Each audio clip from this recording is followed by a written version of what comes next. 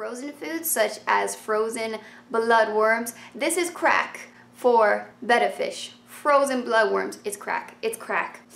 It's crack. Yes.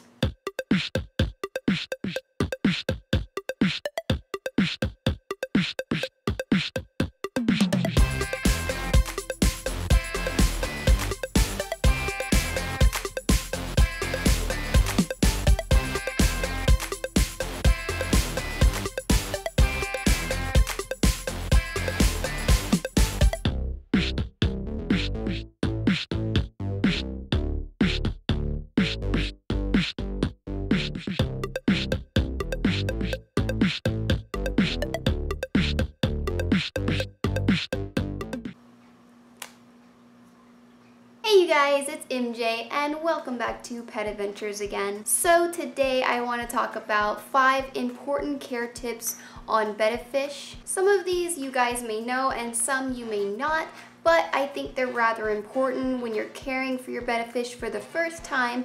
It's very beginner, easy stuff, so you don't have to worry a little too much. It's not advanced, it's actually very easy to take care of betta fish.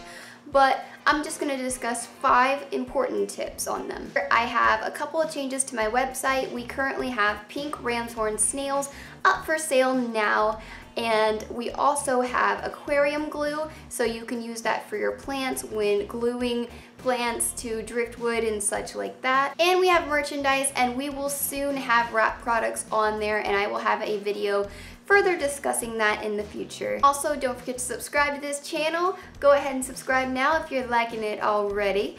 And don't forget to check out all my social networks. I have everything down in the description below, so go check all that good stuff out. And please continue watching. Don't go to my Facebook and then be like, okay, I'm gonna look at her Facebook and then forget to watch this video. Girl, you need to watch this video. You need to watch it. And if you haven't seen it already, I do have a betta fish care video. You can watch it. I'll have the link up here somewhere. And there are a couple of things that I am changing that I said in that video. So basically there was some stuff in that video that I wasn't really comfortable with that I said, just a few very small things. So I'm gonna clear that up a little bit more. And I have been taking care of betta fish a little bit longer now, so I feel like I know a little bit more things. So the first important tip on betta fish that I would say is tank size. So tank size can be a bit controversial, but many people think that you can put a betta fish in a cup or a bowl, and this doesn't go for any fish whatsoever, not even betta fish. However, betta fish do breathe air, but that doesn't mean that you can give them a small, little tiny cup of a enclosure. Basically, you need a 2.5 gallon tank or bigger. I do actually prefer bigger than a 2.5 gallon, but I do use a 2.5 for my betta fish, and he does well in there. And yes, you do need a very low level filter, so low flow filter. It doesn't have to be crazy, but you do need a filter, or you will be changing the water more often than you're comfortable with. This still goes in my first, I guess, tip. I just want to say that tank size is very important in your betta fish's life. Not only will you have to clean the water, you know, water change a lot if you have a small enclosure for your betta fish, but you will also not only that, but you will also be just depriving a betta fish from a good, happy, healthy life. And the way I see it, whatever space you have in your house, take advantage of it. So if you know that you have the space for, say, a 10-gallon tank, which is about this big, I think, something like that, then you should definitely do it. And yeah, that's a pretty important thing. It's probably what betta fish are most abused from as far as tank size. A lot of people abuse it and think that they can just put them in a cup. And a lot of pet stores such as Petco and PetSmart, a lot of the associates have no idea how to take care of a betta fish. And you know, it's not completely their fault. They're not educated at the job to take care of any of these animals. So at the end of the day, you just gotta blame the actual company Petco and not the associates. But the actual company Petco does not care if any associate knows anything about pet care. So don't ever ask for advice about most fish and most animals.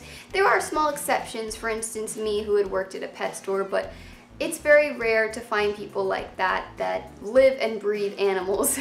So 2.5 and up is really good for a betta fish. I still technically would recommend more of like a 5-gallon and up if you have the space. The second important care tip for betta fish, I would say, is all about feeding. Now, there are a variety of things that you can feed your betta fish. A lot of the people who take care of betta fish will only tell you pellets, but this is not true. I actually feed my betta fish a stable diet of pellets, flakes, and frozen food. Now, a lot of people will tell you never do flakes for numerous reasons, but basically I do believe that you should never feed dry pellets to most fish. Most fish can actually get constipated often.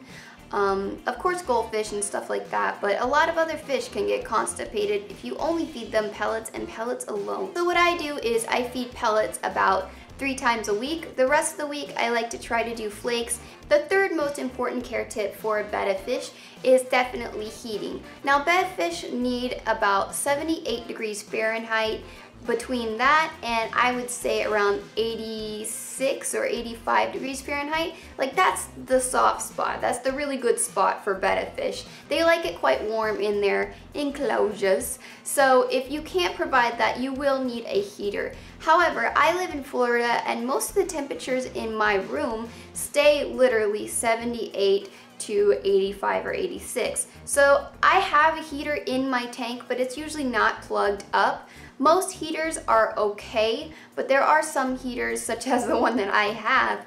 I think it's the Aqueon one, I'm not positive, but most heaters will stabilize, but you do have to watch it. Keep in mind that the smaller tank you have, the more risky it is to use a heater.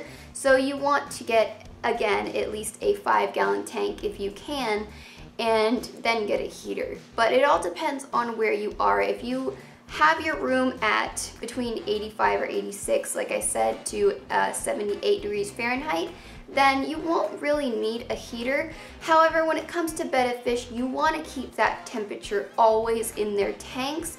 So always have heaters on hand to use for your betta fish, just in case. And again, if you have a really small tank such as a 2.5, it is harder to maintain this. I know because I use a 2.5 for my betta fish.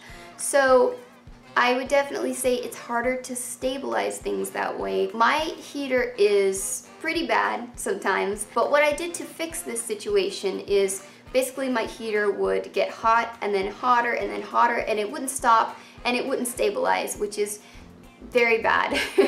But what I did to stabilize that is I would actually just put it on a timer. So it's hooked up to a timer so that things don't get out of control. So I also do recommend having a timer just in case this happens to you, or going through several heaters until you find the right one that heats really well. And I feel like most heaters do have this issue, so just be prepared for that. The fourth tip on betta fish would definitely have to be tank mates. Now, a lot of people want tank mates for their betta fish, and that ain't happening. It's not happening. Tank mates for betta fish are basically a big no-no. There are some betta fish that live happily in large 20-gallon tanks with different types of fish, but it's very risky with lots of fish such as guppies and things like that. I would not recommend trying this unless you are a real professional, or if you've been doing things for a long time with fish and betta fish in general. So I wouldn't recommend doing this, but it has been known sometimes to put other fish with betta fish, but it is basically like just a trial and error. So there's no guarantee at all, no matter what fish you get. I had so many problems in the pet store. When I worked at pet stores, this was a huge issue. But you can go through thousands and thousands and thousands of fish to go with your betta fish, and your betta fish will probably just never like any fish you put in there. Now, there are less threatening fish, such as like cory cats and plecos.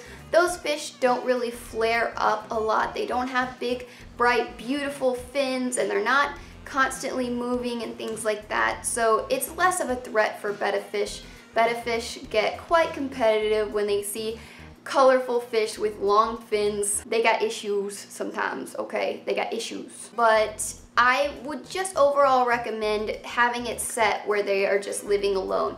Betta fish don't need buddies. They're not gonna be all depressed listening to violin music, just tearing up every day if they don't have a buddy, okay? They much prefer to just have you in their life.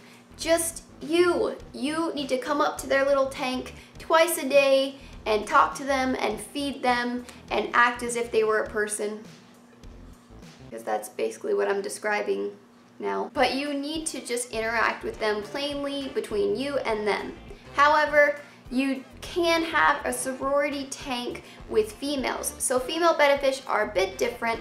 They're not as crazy and they can actually live together. You do have to have a group of 3 or more females together.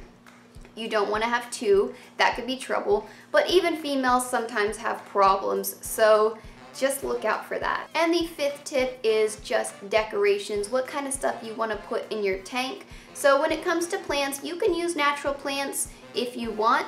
It's much preferred in whatever kind of tank you have, whether it be small or big. So you can use any kind of plant. Most plants are just fine for them. Just make sure that if you get fake plants, to only buy silk plants. I cannot stress this enough. Betta fish need silk plants only. Silk fake plants, you can buy them at any pet store pretty much. And basically the reason why you want this to only be silk is because their fins are very, very delicate and they cannot tolerate those harsh, plasticky plants. You don't want none of that in your tank. No, sir. And for substrate, you can use basically anything you want. You can use gravel, you can use sand. I prefer sand because it's fine sand and you can put more plants and stuff like that, but that's just a personal preference. Basically any kind of real substrate is fine. You can mix gravel with sand, you can do like those big stones and things like that, so pretty much anything's fine. That's pretty much it for decorations. And something I do recommend for betta fish is definitely to get a hide of some sort. All the betta fish I have ever had like to go in a house or a hide of some sort. I don't know what it is, but very, very important. You don't need any, I'm not gonna go too in detail because this is just becoming a care video now. Lighting is not needed for betta fish. You can choose to do it, but it's not needed whatsoever. It makes them a little more awake during the day, and a good light can probably help their color out, but most betta fish change color no matter what towards a certain age, so sometimes that's unavoidable. So I hope you guys enjoyed this video, and please subscribe to this channel if you haven't already to join the adventures crew here. That's my subscribers, in case you didn't know. That's what you guys are called. And give this video a big thumbs up, especially if you love pets and betta fish, and I will see you guys next time. Bye!